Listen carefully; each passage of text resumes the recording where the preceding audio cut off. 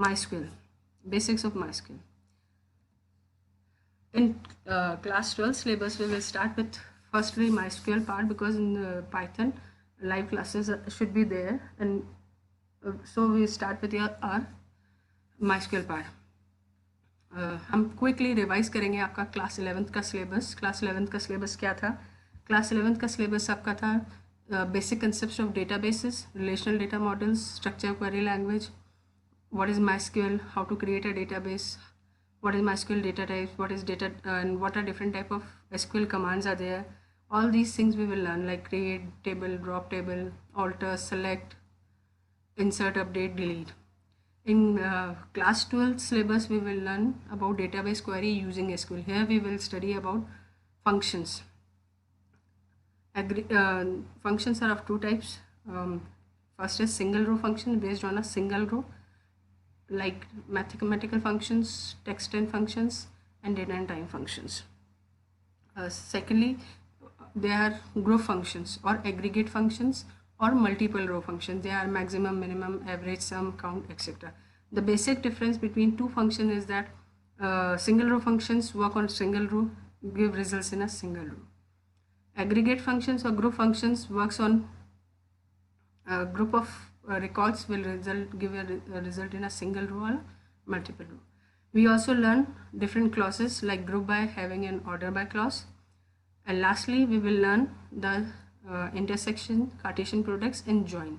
Join is a query which is used to connect more than two tables to retrieve a record in a single query. Okay, we will quickly revise our class 11 syllabus, that part of MySQL, database concepts, MySQL, how we will work MySQL, what are different commands like create table command, DDL demand commands, DCL commands or TCL commands, select commands, and lastly we will do MySQL functions. Now data क्या होता है? Data एक information होती है, एक piece of information होता है जिसके अंदर रॉ फैक्ट्स होते हैं. Raw facts means unorganised data होता है जो सिर्फ डेटा बनता है अल्फ़ाबेट्स, कैरेक्टर्स, नंबर्स को कंबाइन करके हम किसी डेटा को रिप्रेजेंट करने जाते हैं. जैसे कई बार विलेजेस में या सिटीज़ में कुछ लोग सर्वे करने जाते हैं तो रैंडम डेटा इकट्ठा करते हैं, नेम वो किसी का लेते नहीं कि हाँ एक फैमिली का डेटा लिया, इतनी फैमिली है, इतने मेल मेंबर्स, इतने फीमेल मेंबर्स, इस तरह का जो डेटा होता है that is a data, that is raw facts. It is in unorganised form. Next होता है डेटा आइटम. डेटा आइटम क्या होता है? डेटा आइटम के अंदर आपकी हर पीस ऑफ इंफॉर्मेशन वो ट्रीट होती है एक एंटिटी की तरह, मतलब एक ऑब्जेक्ट की तरह. उसके अंदर आता है किसी पर्सन का नेम होगा, एड्रेस होगा, उसकी एज होगी. सपोज़ कोई प्रोडक्ट है तो उस प्रोडक्ट की डिटेल्स है, उस प्रोडक्ट की प्राइस, उससे रिलेटेड इन्फॉर्मेशन, ये सब डेटा आइटम कहलाते हैं. जब ये डेटा आइटम कंबाइंड फॉर्म में यूज़ होते हैं, वेल ऑर्गेनाइज फॉर्म में होते हैं, तो एक कहलाते हैं डेटाबेस. डेटाबेस क्या होता है? It is a well organize collection of data that ensures safety, security and integrity of data. Safety, security and integrity का मतलब होता है हमारा डेटा जो डेटाबेस के अंदर बनता है वो सेफ़ होता है, सिक्योर्ड होता है, और थर्डली एक्यूरेट होता है. हर कोई इससे छेड़छाड़ नहीं कर सकता है, और वो जो ऑथेंटिक इंफॉर्मेशंस होती हैं उन्हीं के बेसिस पे डिज़ाइन होता है. What is DBMS? DBMS क्या होता है? That is a database management system. You see they are different types of structures are given. आपका ऑनलाइन वर्किंग है, कंप्यूटिंग आप कर रहे हैं, बिजनेस से रिलेटेड जितनी सारी चीज़ें, उन सब में हम डेटाबेस मैनेजमेंट को यूज़ करते हैं. ये एक ऐसा सिस्टम होता है जिसके अंदर हमारा डेटा एक बैकएंड के ऊपर होता है. Backend means the data store in a place where copy of data is available to access at different ends.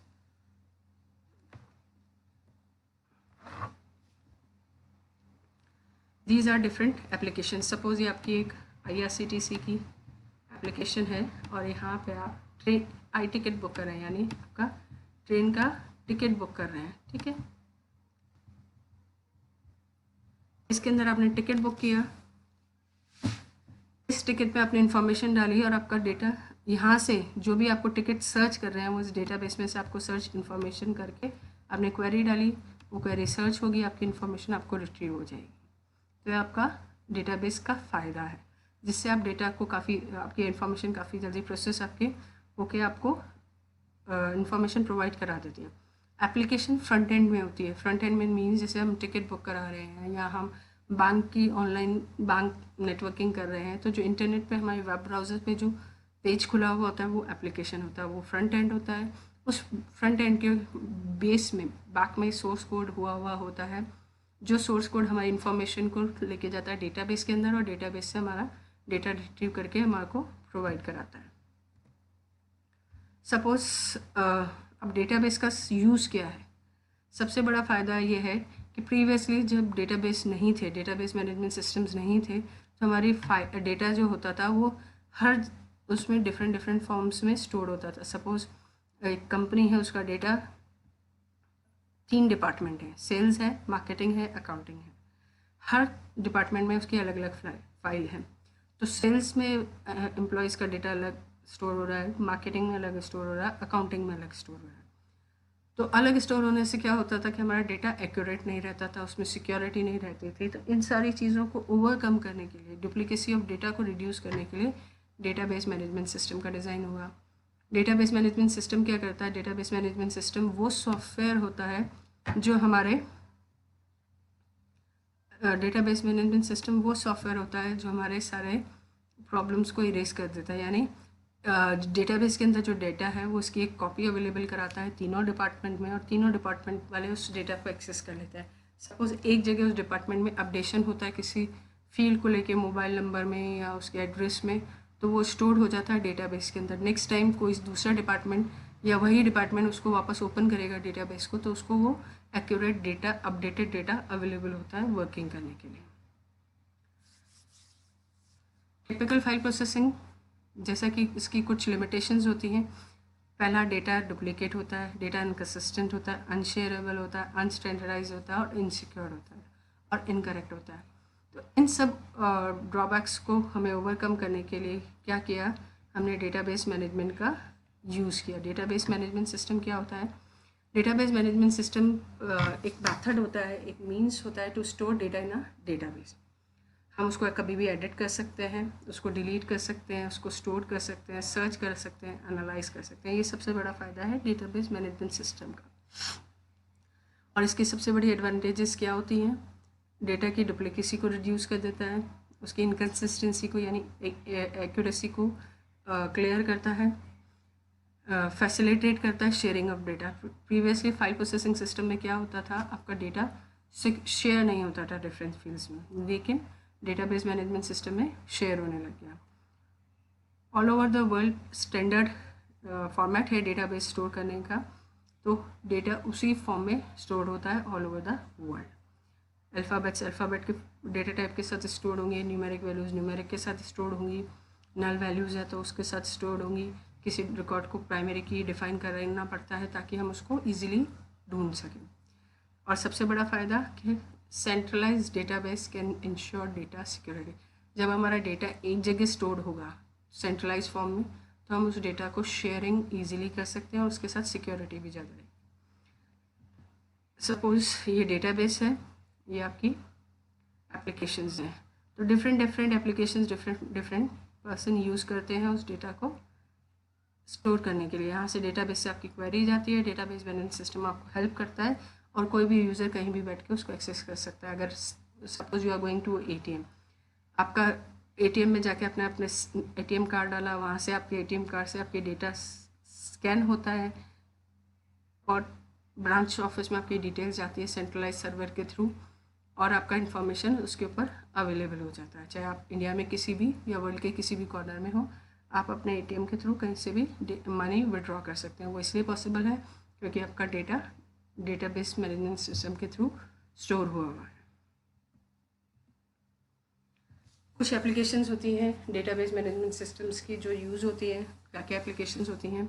Railway reservation system में काम आता है, लाइब्रेरी मैनेजमेंट सिस्टम में होता है, बैंकिंग सेक्टर में होता है, एजुकेशन सेक्टर में, क्रेडिट कार्ड ट्रांजैक्शन में, सोशल मीडिया में, टेलीकम्युनिकेशन में, फाइनेंस में, ऑनलाइन शॉपिंग में, ह्यूमन रिसोर्स मैनेजमेंट में और मैन्युफैक्चरिंग में। यह सारी एप्लीकेशंस डेटाबेस मैनेजमेंट सिस्टम के थ्रू डिज़ाइन होती हैं। There are the different types of database that SQLs like PostgreSQL, Microsoft SQL Server, System Base, Oracle Database, IBM DB2, MySQL. Among these, MySQL is only a free open source software जिसे हम net से freely download करके access कर सकते हैं. See, your data is centralized stored in this server. यहाँ से आपके डेटाबेस मैनेजमेंट सिस्टम के थ्रू हर एरिया में आपको अवेलेबल है, चाहे वो पेरोल ऑफिस में हो, कस्टमर सर्विस एडवाइज़र के फॉर्म में हो या सेल्स मैनेजर में. आपके डेटा की सारी कॉपी इन तीनों डिपार्टमेंट्स में अवेलेबल होती है. तो ये डेटाबेस मैनेजमेंट सिस्टम का सबसे बड़ा फ़ायदा है कि आपका डेटा एक सेंट्रलाइज सर्वर में स्टोर होता है और वहाँ से वो एक्सेस होता है.